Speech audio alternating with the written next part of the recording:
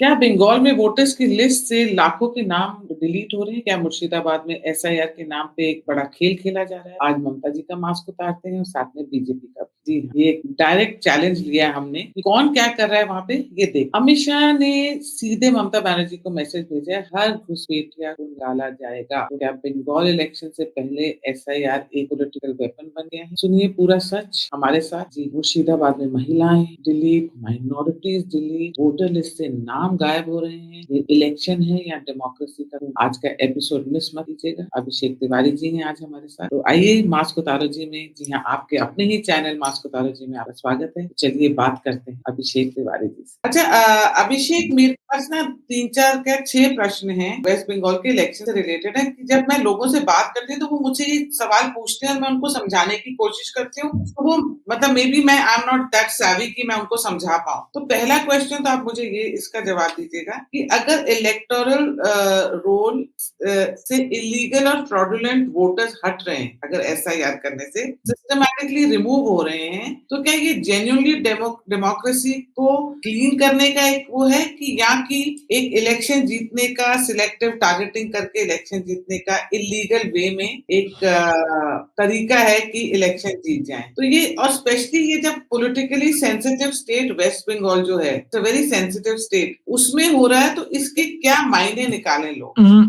देखिए, इसकी शुरुआत एसआईआर से आप इसको मत जोड़िए। भारत में लगभग 10 करोड़ के आसपास माने जाते हैं कि इनलीगल इमिग्रेंट्स हैं। Oh God, और ये really? बहुत बड़ा नंबर है। ये आपके जॉब को लेते हैं, ये आपके घर में नौकर बनते हैं। डॉक्टर नारंग की हमने देखी कि कैसे दिल्ली में सड़कों पर लिंचिंग हुई थी, क्राइम को जन्म देते हैं। तो इसको क्लीन करना है। अच्छा, दूसरी बात, भारत की एकता अखंडता भी आवश्यक है। आपने देखा कि किस प्रकार से आज भी भारत के कोने कोने से अलकायदा के हैंडलर पकड़े गए, 12 पकड़े गए। ये कौन लोग हैं जो 12 लोग पकड़े गए? ये वो लोग हैं जो भारत में रह रहे हैं, लेकिन इनको बनाया किसने? कौन सा सोर्स? सिर्फ सोशल मीडिया, इंटरनेट? ऐसा तो हुआ नहीं है। कौन इनको ट्रेनिंग दे रहा है? तो आप देखिए कि किस प्रकार से पूरा एक जाल बना हुआ। आप प्रधानमंत्री नरेंद्र मोदी जी ने जब 15 अगस्त को बोला था कि हम लोग भारत की बदलती हुई डेमोग्राफी को खत्म करेंगे, तो लोगों ने समझा बस ऐसे ही बोल रहे हैं, पीएम है, बस बोलते रहते हैं। लेकिन जब होम मिनिस्टर अमित शाह जी ने कहा कि हमें पूरा पता है कि कैसे उत्तर 24 परगना से अंदर आते हैं, फिर भारत के कोने कोने में कैसे दलाल इनको शिफ्ट करते हैं, चीप लेबर। अच्छा, ये पूरा का पूरा इकोसिस्टम जहां चीप लेबर के लिए लेके जाए जाते हैं, इनको बताया जाता है तो तुमको एक बार यहाँ पे इनरोल करा देंगे, वोटर आईडी कार्ड बनवा देंगे, फिर तुमको राशन कार्ड मिल जाएगा। बांग्लादेश में कुछ भी नहीं है खाने पीने को, यहाँ सब कुछ मिल जाएगा। सो वो आते रहते हैं। तो इसके बाद सरकार लेकर के आई foreigner and immigration bill. Foreigner और इमिग्रेशन बिल लाने के पहले इंपॉर्टेंट है कि बरेली में एक क्रैकडाउन हुआ था, जहां पर बहुत अधिक मात्रा में फेक आधार कार्ड बनाने वाले इनका पर्दाफाश हुआ था और ये रैकेट पूरे देश में फैला। जब इसको क्रैकडाउन का किया तब उन्हें समझ में आया कि जड़ कहां पर। आप लोगों ने फिल्म धुरंधर देखी है, पर फिल्म धुरंधर सिर्फ पाकिस्तान में नहीं हो रहा है, यहां भी उसका काम हो रहा है। ऑपरेशन टॉर्च लाइट यहां भी है। टॉर्च लाइट क्या है ऑपरेशन? मैं आपके दर्शकों को थोड़ा सा क्लियर करता हूं। Detect, delete and deport. तो आप डिटेक्ट पहले भी कर सकते थे। आई एम सॉरी, गले में सुबह से चौक है, तो पानी पी लो। पानी लेके ही नहीं है। तो आप डिटेक्ट तो पहले भी कर सकते, डिलीट भी कर सकते, लेकिन डिपोर्ट, उसके लिए कुछ रूल होना चाहिए। और सिर्फ उनको क्यों डिपोर्ट करना जो आकर के बसे हैं? उनको क्यों नहीं पनिशमेंट मिलना चाहिए जो कैरियर का काम कर रहे हैं, जो वहां से लेके आ रहे हैं, इनको गंतव्य स्थान तक पहुंचा रहे हैं, रोजगार दिला रहे हैं, इनका वोटर आईडी कार्ड, आधार कार्ड, इनका जन्म प्रमाण पत्र ये बनाने का काम कर रहे हैं, इनको रख रहे हैं। तो उसके लिए आया फॉरेनर और इमिग्रेशन। लेकिन ये सब आने के बाद आपको डिटेक्ट तो करना था। तो बंगाल से पहले लोग भूल रहे हैं, बिहार में ऐसा ही। बंगाल में बिहार का बहुत अधिक मुसलमानों का भी तबका बंगाल में रहता, तो कंफ्यूजन ना हो इसलिए पहले बिहार में हो गया। अब वो बंगाल में भी जो लोग रह रहे थे अपना बिहार का वोटर आईडी कार्ड वगैरह बचाया, अब कहानी खत्म, अब आप बंगाल में नहीं दे सकते। तो ये वेल प्लान्ड और वेल एग्जीक्यूटेड हो रहा है। मुझे समझ में नहीं आ रहा है इस देश पे ऐसा लोग क्यों चाहते हैं कि कोई बांग्लादेशी ये तय करे कि मेरे किसी स्टेट का मुख्यमंत्री कौन होगा, मेरे देश का प्रधानमंत्री क्यों होगा। हमने पूर्वी पाकिस्तान पाकिस्तान पश्चिमी पाकिस्तान दे दिया ना, अब आपको इस देश में क्या चाहिए, क्यों रहना है, ये लाइन क्लियर होनी चाहिए। जी अभिषेक, जैसे ये जो भी इन लोगों को अंदर ला रहा है उसमें बीएसएफ का बहुत बड़ा रोल है। जैसे हमने वो देखा भी था कि एक केरला से एक थे जिनके घर में ही 94 या 96 करोड़ रुपीस कैश मिला था, प्लस वो एक जगह से दूसरी जगह केरला में जा रहे थे तो उनके पास आई थिंक 50-60 लाख रुपए कैश फिर मिला उनको, पकड़े वो बीएसएफ से थे। तो ये तो भी एक बीएसएफ का ऑफिसर पकड़ा गया ना, ऐसे कितना पैसा होगा इन लोगों। आप बताओ, क्या अगर बीजेपी गवर्नमेंट हाइपोथेटिकली आ जाती है वेस्ट बंगाल, तो आपको लगता है कि ये जो करप्ट बीएसएफ है ये एकदम ही बहुत ही महात्मा गांधी बन जाएगी और बिल्कुल हरीशचंद्र बन जाएगी और सही रास्ते पे चलने, तब ये लोग अंदर नहीं आएंगे?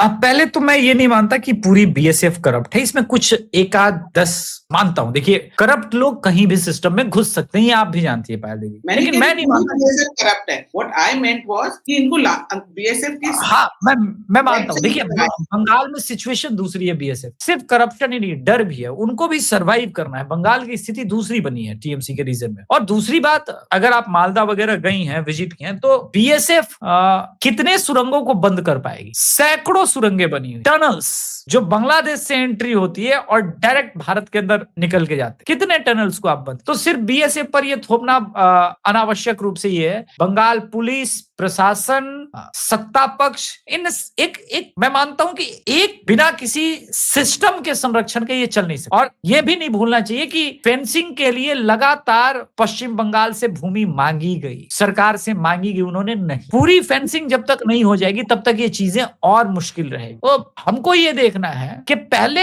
डिटेक्ट करें, डिलीट करें, डिपोर्ट करें। उसको लेकर के कुछ दिन पहले एक और न्यूज आया था, जब केंद्र सरकार ने सभी स्टेट को बोला था कि आप डिटेंशन सेंटर बनाएंगे। आप कल्पना कीजिए कि कितने बड़े मिशन मोड पर तैयारी है। अगर अमित शाह को नरेंद्र मोदी जी ने टारगेट ही दिया था कि रेड कॉरिडोर आपको मार्च 2026 तक खत्म करना, तो लिटरली उन्होंने खत्म किया। अब उनको टारगेट दिया गया है कि आपको देश से सभी इनलीगल इमिग्रेंट्स को बाहर करना। तो बाहर करने की प्रक्रिया में सबसे पहले तो हमें यह चेक करना पड़ेगा कि कौन यहाँ का नागरिक है या नहीं, या यूं ही वोटर आईडी कार्ड बना के बैठा है। ये सारी चीजें चेक करनी पड़ेगी। और नागरिकता का प्रमाण पर आधार कार्ड नहीं हो सकता है पायल। ये मैं बात में बता दूं, आधार कार्ड हम आप किसी को रिश्वत देकर के 3000 रुपए में बना सकते हैं। ये लोग 3000 रुपए के लिए देश बेचने को तैयार है। 600 रुपए में बन जाए। मैं एक बात कह रहा हूं, तो आप बनवा सकते, लेकिन आप यहाँ के नागरिक नहीं हो सकते। आधार कार्ड कभी नागरिकता का प्रमाण पत्र नहीं था, इसलिए आप इसके बाद भी आप देखिएगा कि एनपीआर भी आएगा। ये यूं ही नहीं खाली जाएगा, सिर्फ एसआईआर नहीं, इसको दोबारा क्रॉस चेक करने के लिए एनसीआर नहीं आएगा, एनपीआर आएगा। और वहां पर आपका पूरा थॉरो चेकअप हो जाएगा, आपके बाप दादा सब कहाँ है वो सब। तो मेरा मानना है कि ये देश हित में है। और इस चीज में आप देखिए, बिहारी कितने समझदार है, बिहारियों ने तो कभी ऑब्जेक्शन नहीं किया। मैं स्वयं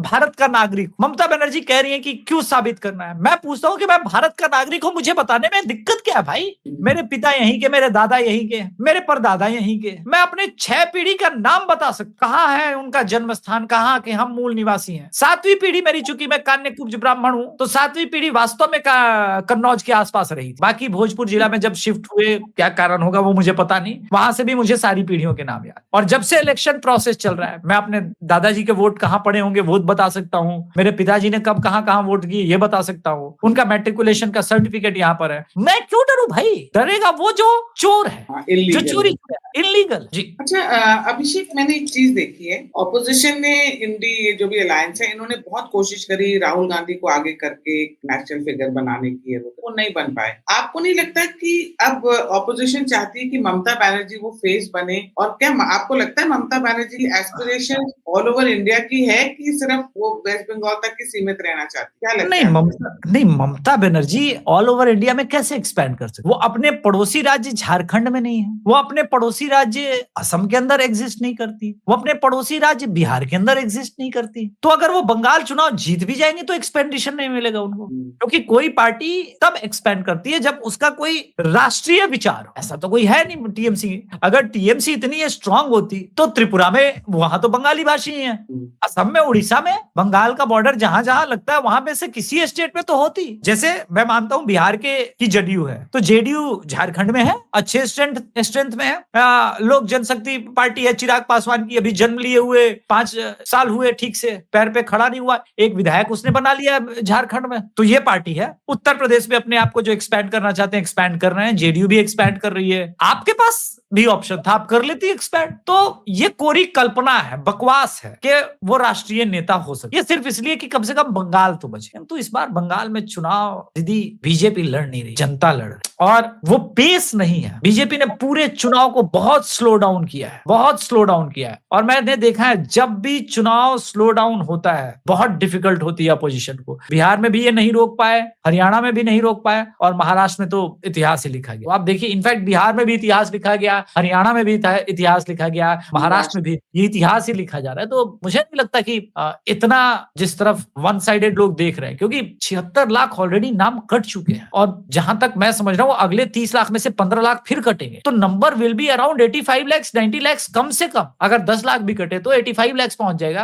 15 कट गए, 14 कट गए, तब तो 90 लाख पहुंच जाएगा। 90 लाख वोटर कट जाना। लास्ट टाइम 85% वोटिंग हुई थी। आप कल्पना कर सकती है 90 लाख वोटर कटने से पहले 85% वोटिंग हुई। अब तो 90% 95% फिर वोटिंग हो जाना चाहिए। मतलब मरे हुए अब्बू, कोई तो है मरा हुआ आदमी जो एग्जिस्ट नहीं करता, रियल वर्ल्ड में वोट कर रहा था। 85% ऐसे हो ही नहीं सकती, क्योंकि जिस देश में 30 लाख, जिस स्टेट का 30 लाख जनता ऑलरेडी माइग्रेंट हो चुका हो, कमाने के लिए बाहर जा चुका है, वहां 85% कैसे वोटिंग हो सकती? आप अन्य माइग्रेंट स्टेट्स को देख लीजिए। यूपी में, क्या यूपी के वोटर जागरूक नहीं है? बिल्कुल जागरूक, लेकिन वहां 70% वोटिंग होती है।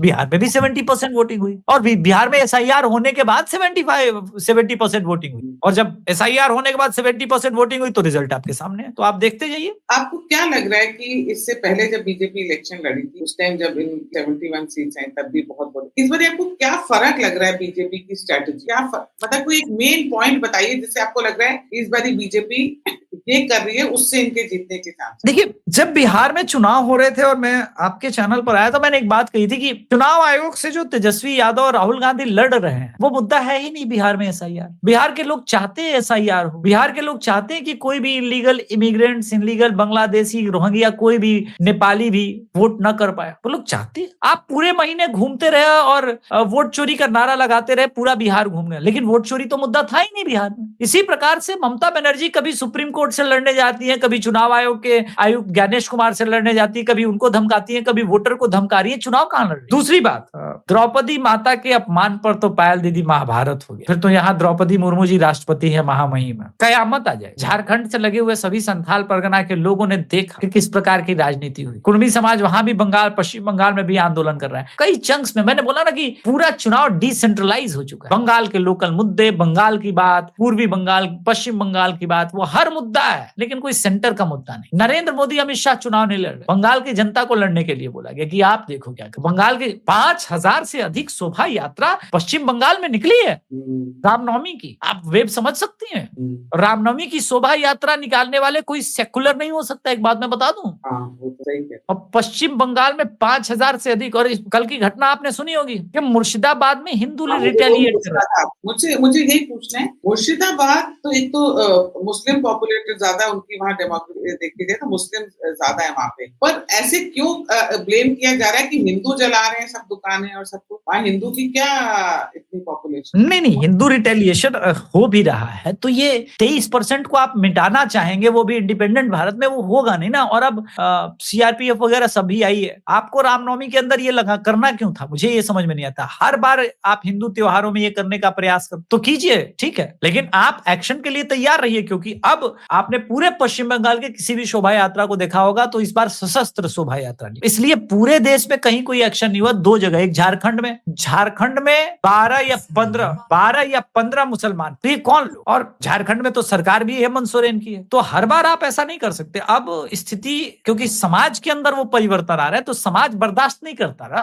वो कलेक्टिव रूप से यूनाइट हो रहा है, और यूनाइट हो रहा है तो आपको अपनी स्ट्रेटेजी, चूंकि आपको बदलनी नहीं है, आपको तो एक ही चीज आपका थीम है, तो मार खाइए। उपाय क्या है? फिर आप देखिए वो 23% रिटेलिएट कर रहे हैं, वो बोलेंगे कि अब तो आर पार की है, चाहे जो हो जाए। कॉन्फिडेंस मिला है 2000 से अधिक, जब CRPF और ये सारी चीजें मिल गई और पश्चिम बंगाल के पुलिस के हाथों से सारी चीजें छीन ली गई है ना, तो अलग कॉन्फिडेंस आ गया जी। अच्छा, आप मुझे बताओ, आपको लग रहा है कि इस बारी, जैसे रिपोर्ट्स तो नहीं आ रही है इतनी सारी जो पिछली बारी आई थी, इस बारी उतना वायलेंस हो रहा है जो पिछली बारी हुआ? इस बारी इतना TMC ने जैसे पिछली बारी, बहुत मुश्किल है इस बार दोनों चीज, छापा वोटिंग और वायलेंस, ये दोनों चीजें बहुत मुश्किल होने वाली है दीदी। ये दोनों चीज इजी नहीं है। हर CRPF और CISF जितने लोग अर्धसैनिक बल उतरे हैं, उनके इसके ऊपर वेब कैम है।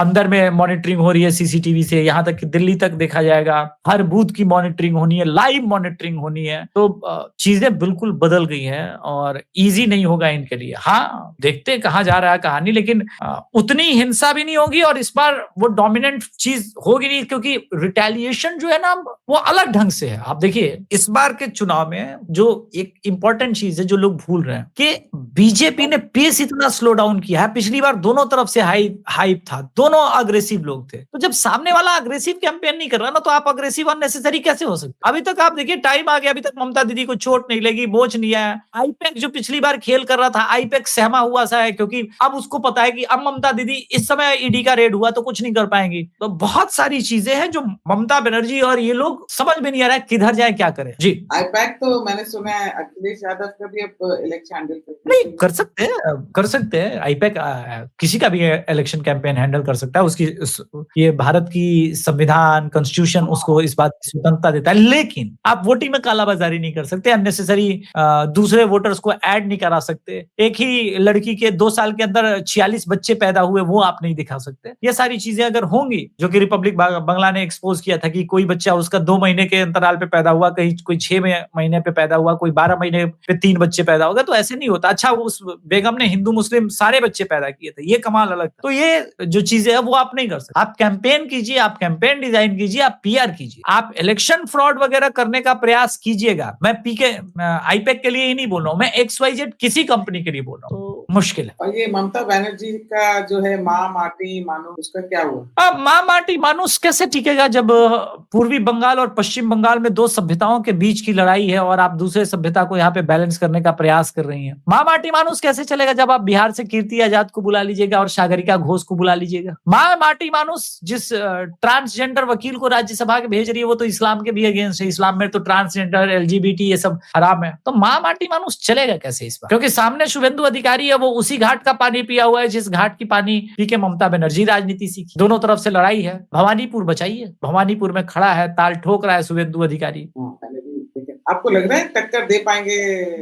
हाँ बिल्कुल बिल्कुल, क्यों नहीं टक्कर दे पाएंगे। शुभेंदु अधिकारी ने इसीलिए तो गढ़ में ललकारा है। ये तो बीजेपी की नई रणनीति है, जो कि हमने अमेठी से ही देख ली थी, चाहे स्मृति ईरानी हो या प्रवेश वर्मा दिल्ली में चांदनी चौक में। हालांकि ये रणनीति इन्होंने केजरीवाल से अडॉप्ट की है, केजरीवाल से सीखी। यही राजनीति होती है कि आप दुश्मन से सीखे। शीला दीक्षित के अगेंस्ट केजरीवाल खड़ा हो गया तो बोला कि एकदम सीधे हेड ऑन करेंगे। भले वो मोदी जी को 2014 में नहीं हरा पाया, लेकिन वो बनारस में पहुंच गया था, बोला हाँ हेड ऑन करेंगे, कोई दिक्कत नहीं, हारो जी तो लड़ेंगे। तो ये एक है। देखिए शुभेंदु अधिकारी नंदीग्राम से लड़े और जीते। नंदीग्राम शुभेंदु अधिकारी कहेंगे, लेकिन बहुत बड़ी जीत के अंदर शुभेंदु अधिकारी का वो करिश्मा छुप गया कि ममता बनर्जी को उन्होंने उठा के पटक दिया, वो भी विधानसभा चुनाव के अंदर। ये बहुत बड़ा बात। अब अगर ऐसा होता है, क्योंकि भवानीपुर में ऑलरेडी 60,000 के ऊपर वोटर गायब हो चुके हैं और उनके जीत का मार्जिन भी 56,000 था, वो भी बाई इलेक्शन में। अदरवाइज पहले तो 26,000 ही था। तो बहुत टफ टाइम आने वाला है। ममता बनर्जी के लिए इजी नहीं होगा ये चुनाव, केक वॉक नहीं है, और बीजेपी के लिए तो कभी केक वॉक था भी नहीं। और आपको लगता है कि अब जैसे अगर आप जमीन पे आपके जो आपका पूरे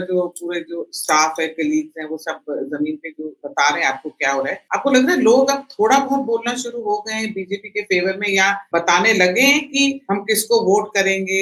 आपको कुछ कॉन्फिडेंस लग रहा है लोगों में? नहीं, वो ऐसे नहीं बताते। वो 4-5 क्रॉस क्वेश्चन करने पर बताते हैं, लेकिन जहां भी भीड़ होती है, जहां भी बहुत सारे लोग होते हैं, वहां पे अगर आप जाइएगा तो सब टीएमसी बोलेंगे। उनको टूटने दीजिए भीड़ से, फिर उसके बाद इंडिपेंडेंट करके बात कीजिए इधर उधर करके। तब आपको खुलता है कि नहीं, जो आदमी टीएमसी बोल रहा था वही 10 मिनट बाद उधर कोने में जाके पलट के बुराई कर रहा है और कह रहा है कि नहीं इस बार बदलना है, ये है। तो इसलिए मैं कह रहा हूँ कि ये साइलेंट वेव है, इसको लोग समझ नहीं पा रहे हैं, ये साइलेंट वेव है। और अब मेरे को एक फाइनल क्वेश्चन, चाहे हमारा छोटा ही आज इंटरव्यू हुआ, गारंटी देगी बीजेपी कि जब इलेक्शन खत्म हो जाएंगे, अगर 1% 2% बीजेपी नहीं थी, तो गारंटी बीजेपी देगी कि जो लोग उनके साथ खड़े हैं और सारा कैंपेन कर रहे हैं, इधर उधर सब कुछ कर रहे हैं, उनकी जान बचाएगी, उन बहू बेटियों को की इज्जत लूटने से बचाएगी? बीजेपी की गारंटी दे रही है? नहीं, अब अंदर वो तो वो क्या कर रहे हैं, कैसे कर रहे हैं, ये बात मैं कैसे बताऊं कि भाजपा गारंटी देगी कि नहीं। मैं तो एक पत्रकार आदमी हूँ। हाँ, और एक ये तो डर तो है ना लोगों के मन में, पर उनको क्या है कि लोगों को लगता है हम कि हाँ, इस नहीं, बारी हमें बीजेपी वो बचा लेगी। I understand. हमें वो एक्शन से समझना होगा कि जब अमित शाह जी कल चार्जशीट लॉन्च कर रहे थे, 300 लोगों के नाम और ये सारी चीजें बताई, तो एक्शन और ये सब की बातें तो है। ऐसे तो रातों रात चार्जशीट बनाई नहीं होगी, किया नहीं होगा, है मन में। लेकिन भाजपा की प्रॉब्लम ये है कि भाजपा हर जगह डेमोक्रेसी के हिसाब से ही चुनाव जीतना चाहती है। राष्ट्रपति शासन लगाना, ये सब लगाना इनके बस का नहीं है। इन्होंने आज तक एक ही बार राष्ट्रपति शासन लगाया, वो भी मणिपुर में इन्हीं के स्टेट में, तो वो काम ये नहीं करेंगे। लेकिन हाँ, ये कहते हैं कि भैया हम चुनाव लड़ेंगे ऐसे और डेमोक्रेटिक ढंग से ही हम चुनाव जीते। अब वो तो बंगाल की जनता को देखना है कि वो उन्हें घुट घुट के मरना है, मार खा खा के मरना है, या एक बार लड़के लड़ना है। क्योंकि जो बंगाल में राजनीतिक चरित्र है, लेफ्ट को भी जब पटका टीएमसी ने, तो टीएमसी ने बहानेबाजी नहीं की कि लेफ्ट वाले कैडर हमको मार रहे हैं। वो लड़ी, वो वैसे ही लड़ी, तो आपको भी वैसे ही लड़ना है। जब ममता बनर्जी ने लेफ्ट को हटाया तो ऐसा ही अराजकता था। टीएमसी में नंदीग्राम में तो गोलियां मार दी गई थी। ऐसा तो अभी तक टीएमसी में नहीं हुआ है। तो लेफ्ट तो कहीं ज्यादा खतरनाक थी, परंतु वो डटी रही, उसने पटका। आप भी पटकिए, आप भी अपने मुद्दे लाइए। डेमोक्रेसी में मैं स्वयं मानता हूं इस चीज को कि भैया चुनाव में लड़के ही आप जीते तो आप जीते, वरना ये सब करके अगर ट्रिक करके आप जीत रहे हैं और ऐसे, तब तो फिर मतलब नहीं बनता। चलिए लास्ट क्वेश्चन, आप मुझे ये बताइए कि ये इनके ग्रुप्स होते हैं ना, कैरम बोर्ड ग्रुप, तो ये वाली एसोसिएशन, तो फुटबॉल एसोसिएशन, तो फला, इनका बहुत ये होते हैं। आपको लगता है इसमें सेंध मारेगी ये क्लब्स में बीजेपी ने? अब अभी तो इसका अपडेट मैं नहीं दे पाऊंगा पायल दीदी, इसलिए क्योंकि क्लब्स पर हमारी नजर है, लोग बात करते हैं और मैं मोस्टली महिला पत्रकार को वहां भेजता हूं ताकि ज्यादा बदमाशी ना हो। पुरुषों के साथ तो हाथापाई, लास्ट टाइम हमारा तो कैमरा भी टूटा था 2021 इलेक्शन में, तो दैट आई डोंट वांट। और वैसे भी कैमरे पर कोई बोल नहीं रहा है इस पूरे चुनाव में, तो इसी कारण थोड़ा सा हम लोग शेक कर रहे थे कि क्योंकि ओरिजिनल चीजें आती नहीं। अगर आपको प्रोपेगेंडा करना है, आपको जानबूझ करके कुछ फिक्स करके वीडियो चलाना है, तब अलग बात, पर वो काम हमारा है नहीं। हमें चाहिए ओरिजिनल रिजल्ट के क्या है आउटकम। देखिए, ये जो क्लब कल्चर है ना, ये भी लेफ्ट की ही देन है, ये टीएमसी की देन नहीं। और ये भाजपा भी सत्ता में आएगी तब भी ये क्लब कल्चर, क्योंकि फिर ये उसमें भी समाहित। प्रॉब्लम क्लब कल्चर नहीं है, ये तो वो लोग हैं जो देखते हैं, बताते हैं कि ये यहाँ का वोटर है, वो वहां का वोटर है। प्रॉब्लम ये है कि सोर्स ऑफ फंडिंग रुके, जिस दिन रुक जाएगी किसी भी क्लब, ये खत्म हो जाएगी। ठीक है, तो अब दूसरी बात क्या है, अत्याचार, आर्जिकर कॉलेज और ये सारी चीजें, फ्रीबीज भी ममता बनर्जी दे रही है। तो देखते हैं अभी लास्ट तक इलेक्शन कहाँ जाता है। लेकिन मेरा मानना है कि बंगाल में एक फ्रैक्शन बहुत बड़ा है। अगर बीजेपी 41% का थ्रेशोल्ड मार्क क्रॉस करेगी तब बीजेपी के चांस बनेंगे। और ये 41% मैं बोल रहा हूं तब, जब ये 90 लाख के आसपास वोट कट जाए, तब फ्री एंड फेयर इलेक्शन हो जाए। फिर मैं नहीं मानता कि ममता बनर्जी भी 45%, 46% वोट लेके आ पाएंगी। वो भी 40-41% ही रहेंगे और तब यहाँ पे बीजेपी के चांसेस बनेंगे। जी, हर बात मुझे लगता है मैं आखिरी प्रश्न पूछूंगी, पर एक और प्रश्न याद आ गया। आर्जिकर में जो जिस बिटिया के साथ बेटा जो भी हुआ था, आई थिंक माताश्री खड़ी हो रही इलेक्शन में बीजेपी के टिकट से। अब ये देखिए, ये बड़ी बात है। देखिए, ये बड़ी बात, बीजेपी ने जिनको टिकट दिया है और दूसरी तरफ जो वो महिलाओं की सिंपैथाइजर कहलाती है, जब वो स्टेज से बोलेगी, अपना दर्द बताएगी, तो आप कैसे बोलेंगे प्रोपेगेंडा। और कमाल की बात है, टीएमसी उस पर कोई एक्शन भी नहीं ले पाएगी, कुछ कर भी नहीं पाएगी। तो मेरा मानना है कि ये एक बहुत बढ़िया ब्रिलियंट मूव है और बच्ची को न्याय दिलाने में भी मदद करेगा अगर वो चुनाव जीतती हैं। तो देखते हैं कहाँ जा रहा है। और आपको लगता है इधर जैसे बहुत, अगर बीजेपी को 8-10 सीटों की कमी हुई, मतलब 8-10 उसकी, तो टीएमसी से कूदेंगे लोग इस तरह? नहीं ना, 2-5 भी कम हो गए तो कम हो गया, आसान नहीं है। ममता बनर्जी का वो आप ये तोड़ देंगे, तमाशा है क्या? ये सब हवा में वो लोग हैं जो टीएमसी को जानते नहीं है, जो बंगाल की राजनीति को नहीं जानते, वो ये सब बातें करते हैं। मैं ये सब बातें नहीं करता। 2 भी कम रह गए तो आप सरकार से बाहर हो और 5 साल के लिए बाहर हो। हाँ, आपका जरूर 5, 10, 15 टूट जाएगा। हाँ, वो तो डर के मारे टूट। कितनी सीट एक्सपेक्ट कर रहे हैं आप बीजेपी की? परसेंटेज में मत बताइए, थोड़ा अंदाजे से सीटें बताइए। मुझे तो विश्वास नहीं होता बीजेपी वेस्ट बंगाल में आएगी। देखिए, आज अगर चुनाव हो जाए तो मतलब 125 प्लस तो बीजेपी है। अब वही देखना है कि ये 148 के आसपास पहुंचते हैं कि नहीं, 160 के आसपास पहुंचते हैं कि नहीं। अगर फ्री एंड फेयर इलेक्शन हो जाता है, बीजेपी अपने लोगों को बूथ तक लेके चली जाती, तब ये नंबर 160 तक जा सकता है। लेकिन आज के संदर्भ में अगर आप मुझसे पूछे तो चूंकि छन के रिपोर्ट्स आ रही है, तो मैं अभी भी 125 के ही आसपास दे रहा हूँ। टीएमसी को थोड़ा सा अपर हैंड अभी भी इसलिए है क्योंकि उनका कोर वोट अभी भी टूटा नहीं। अब देखना है कि ओवैसी और हुमायूं कबीर कितना तोड़ पाते हैं, वो एक अलग question. Thank you so much, धन्यवाद समय निकालने के लिए।